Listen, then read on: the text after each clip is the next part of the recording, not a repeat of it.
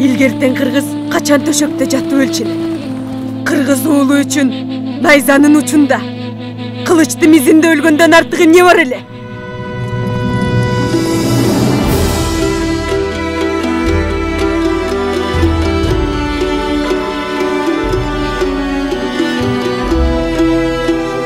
Мен кай жерде жүрбөйм. Жүрөгүм дайым ушул тоолордун арасында. Сарбаздарыңды Капчыгайда зайбы өзі де арастап қойып тұрға.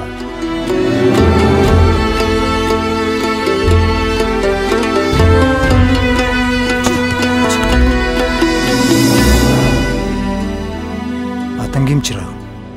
Атым Курманжан.